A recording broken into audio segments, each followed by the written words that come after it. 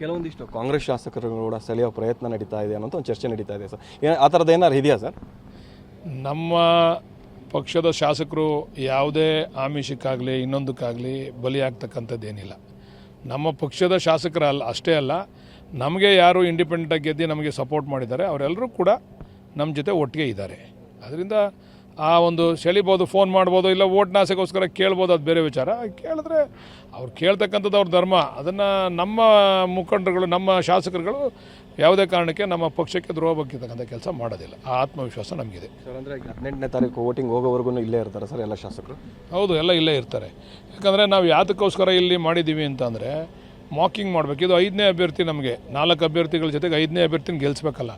ಈಗ ನಮಗೆ 120 vote extra ಅಂದರೆ ಮಾಕಿಂಗ್ ಮಾಡಿದ್ರೆ 120 ವೋಟ್ ಬರ್ತದೆ. 120 ವೋಟ್ನ ನಾವು 2ನೇ ಪ್ರಿಫರೆನ್ಷಿಯಲ್ಲು 5ನೇ ಅಭ್ಯರ್ಥಿಗೆ ಹಾಕಿದ್ರೆ ಎಲ್ಲರೂ ನಮಗೆ 3 ವೋಟ್ ಬರ್ತದೆ ಎಕ್ಸ್ಟ್ರಾ. ನಮಗೆ 4 ವೋಟ್ ಏನು ಶಾರ್ಟೇಜ್ ಇತ್ತು, 3 ವೋಟ್ ಅಲ್ಲೇ ಬಂದುಬಿಡ್ತದೆ. ಅದಲ್ಲದೆ ನಮಗೆ ಬೇರೆ ಬೇರೆ ರೀತಿಯಲ್ಲಿ ನಿಮಗೆಲ್ಲ ಗೊತ್ತಿದೆಯಲ್ಲ, ಯಾರ್ಯಾರು ನಮ್ಮ BJPಯಿಂದ ಉಚ್ಚಾಟಿತರಿರ್ಬೋದು ಅಥವಾ ಇಂಡಿಪೆಂಡೆನ್ಸ್ ಅವರೆಲ್ಲ ಇದ್ದಾರೆ. ಅದರಿಂದ ನಮಗೆ ಗೆಲ್ತಕ್ಕಂಥ ಅವಕಾಶ ಹೆಚ್ಚಿಗೆ ನಮಗಿರ್ತಕ್ಕಂಥದ್ದು. ಸರ್, ಈ ನಿಟ್ಟಿನಲ್ಲಿ BJP ಶಾಸಕರನ್ನಾಗಲಿ JDS ಶಾಸಕರನ್ನಾಗಲಿ ಸಂಪರ್ಕ ಮಾಡಿರುವಂಥ ಇದೆಯಾ ಸರ್? ಅದೆಲ್ಲ ಗೊತ್ತಿಲ್ಲ. ನಮ್ಮ ಮುಖಂಡರುಗಳು ಏನೇನು ಮಾಡವ್ರೆ ಅಂತ ಗೊತ್ತಿಲ್ಲ, ಆ ವಿಚಾರಗಳು ಗೊತ್ತಿಲ್ಲ. ಈಗ ನಮ್ಮಷ್ಟು ನಮ್ಮಲ್ಲೇ ಸಾಕಷ್ಟು ಸಂಖ್ಯೆ ಇದೆ. ನಮ್ಮ ಸಂಖ್ಯೆನ ನಾವು ಕರೆಕ್ಟಾಗಿ ಹಾಕ್ಕೊಂಡ್ರೆ ನಾವು ಗೆಲುವು ನಿಶ್ಚಿತ ನಮ್ಮದು. ಅದರಿಂದ ಬೇರೆಯವ್ರನ್ನ ಮಾತಾಡ್ತಕ್ಕಂಥದ್ದು 5ನೇ ಅಭ್ಯರ್ಥಿ ಗೆಲುವು ನಿಶ್ಚಿತ ನಮ್ಮದು. ನಮ್ಮ ಇರ್ತಕ್ಕಂಥ ಮೊದಲನೇ ಪ್ರಿಫರೆನ್ಷಿಯಲ್ಲು, ಸೆಕೆಂಡ್ ಪ್ರಿಫರೆನ್ಷಿಯಲ್ಲು ಮತ್ತು ಇಂಡಿಪೆಂಡೆನ್ಸು, ಉಚ್ಚಾಟಿತರು ಇವ್ರನ್ನೆಲ್ಲರನ್ನೂ ಸೇರಿಸ್ಕೊಂಡ್ರೆ ಬಹುಶಃ ನಮ್ಮ ಅಭ್ಯರ್ಥಿ ಗೆಲ್ಲೋದ್ರಲ್ಲಿ ಸಂಶಯ ಇಲ್ಲ. ನಮ್ಮ ಓಟ್ನ ನಾವು ಭದ್ರ ಮಾಡ್ಕೊಳ್ಳೋಣ, ಬೇರೆಯವ್ರ ಓಟ್ ನಾವು ಯಾಕೆ ಕೇಳಬೇಕು? ಕೆಲವೊಂದಿಷ್ಟು ಕಾಂಗ್ರೆಸ್ ಶಾಸಕರುಗಳು ಕೂಡ ಸೆಳೆಯೋ ಪ್ರಯತ್ನ ನಡೀತಾ ಇದೆ ಅನ್ನೋ ಒಂದು ಚರ್ಚೆ ನಡೀತಾ ಇದೆ ಸರ್. ಆ ಥರದ್ದು ಏನಾದ್ರು ಇದೆಯಾ ಸರ್? ನಮ್ಮ ಪಕ್ಷದ ಶಾಸಕರು ಯಾವುದೇ ಆಮಿಷಕ್ಕಾಗಲಿ ಇನ್ನೊಂದಕ್ಕಾಗಲಿ ಬಲಿಯಾಗ್ತಕ್ಕಂಥದ್ದೇನಿಲ್ಲ. ನಮ್ಮ ಪಕ್ಷದ ಶಾಸಕರ ಅಷ್ಟೇ ಅಲ್ಲ, ನಮಗೆ ಯಾರು ಇಂಡಿಪೆಂಡೆಂಟಾಗಿ ಗೆದ್ದು ನಮಗೆ ಸಪೋರ್ಟ್ ಮಾಡಿದ್ದಾರೆ ಅವರೆಲ್ಲರೂ ಕೂಡ ನಮ್ಮ ಜೊತೆ ಒಟ್ಟಿಗೆ ಇದ್ದಾರೆ.